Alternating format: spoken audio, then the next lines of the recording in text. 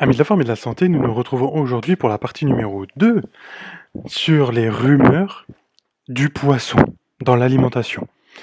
Aujourd'hui, nous allons parler de choses super intéressantes. Je vous assure que vous pouvez rester jusqu'au bout. Je pense que nous allons en apprendre beaucoup. Et si vous avez cliqué sur cette vidéo, c'est que franchement, vous voulez apprendre tout ce qu'il y a à savoir sur le poisson dans l'alimentation. On va essayer de augmenter notre connaissance et notre savoir pour avoir une bonne santé et une santé alimentaire. À tout de suite.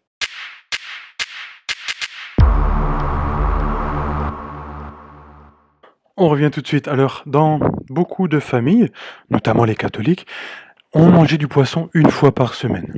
Alors, on va voir tout de suite, est-ce que c'est suffisant? Toute la population de la France, généralement, moderne, qui est plutôt éloignée des côtes de la France, est en déficit en iode. Heureusement, on arrive à combler avec quelques petites techniques, mais en gros, on n'arrive pas à combler. Mais on arrive à garder le minimum pour ne pas sombrer totalement.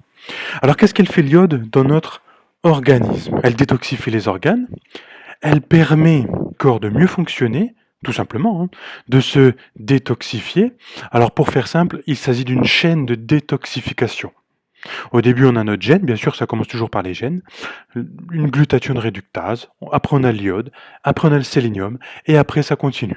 Bref, ça c'est pour se mettre un peu en place. Dans le poisson, il y a du sélénium, et on a de l'iode, bien sûr.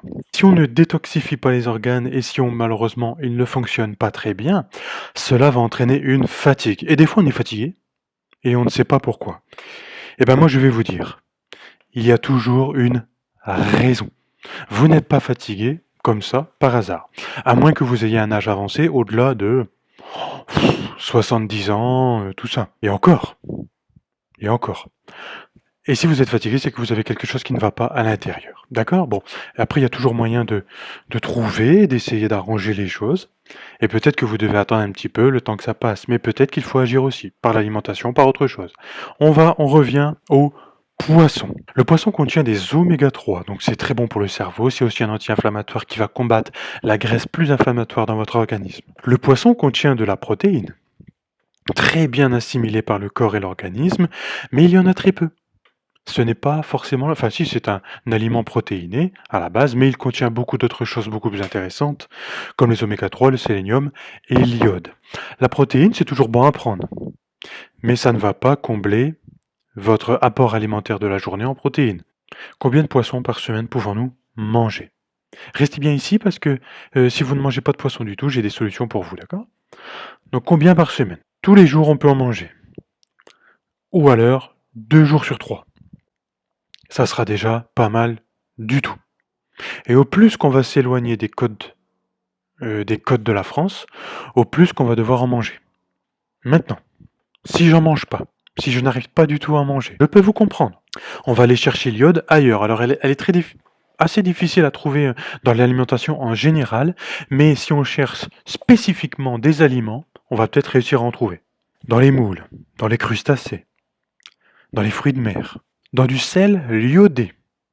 Moi, je mange pas beaucoup de sel. J'ai peut-être des antécédents au niveau de ma famille, d'accord? Tout ça, si vous voulez une séance de coaching pour, pour vos antécédents, pour savoir qu'est-ce que vous ne devez pas manger, si vous voulez pas risquer d'être malade un peu plus tard ou même tout de suite, ou si tout de suite vous êtes fatigué et que vous voulez arranger ça, une perte de poids, une prise de muscle. Je suis là, tout à votre disposition. Donc on a du sel iodé, si vous ne mangez pas beaucoup de poissons. Ça en contient pas trop mal, pas mal. Mais il faudra compenser avec du potassium, parce que ce n'est pas une balance. Non, non, non, non. C'est, si vous montez le sel, vous devez monter le potassium. Comme ça, voyez? Dans votre circulation sanguine, enfin dans votre organisme en général. Tous les fruits et légumes, pour faire simple. Potassium, c'est vraiment, voilà.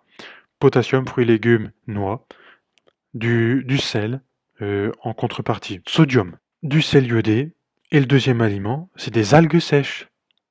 On peut très vite atteindre notre quota en iode si on mange des algues sèches. Des algues aussi, bien sûr. Mais séchées, ça peut peut-être avoir un petit goût subtil que si vous ne mangez pas de poisson, vous allez peut-être aimer. Donc je vous laisse chercher du sel iodé, des fruits de mer, tout ça, si vous ne mangez pas de poisson. Et si vous mangez du poisson, bah c'est fantastique. Et vous voyez à peu près 2 jours sur 3, 3 jours sur 4, vous pouvez manger du poisson. J'espère que cela vous a plu. Alors on va faire un petit résumé vite fait. Restez là. Protéines bien assimilables. Oméga 3 bon pour le cerveau. Les oméga 3 c'est bon pour toutes les cellules du corps en général. Détoxification des organes. Amélioration du système de notre corps en général. Et voilà.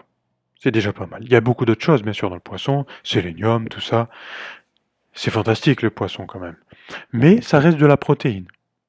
Donc il faudra compenser avec des légumes pour au niveau de l'équilibre acido-basique. Je vous remercie de m'avoir suivi. Mettez un j'aime, abonnez-vous si vous avez aimé. Ça me fera un grand plaisir parce que ça donnera de la visibilité à la vidéo. Et à bientôt les amis. Gardez la forme. Ciao.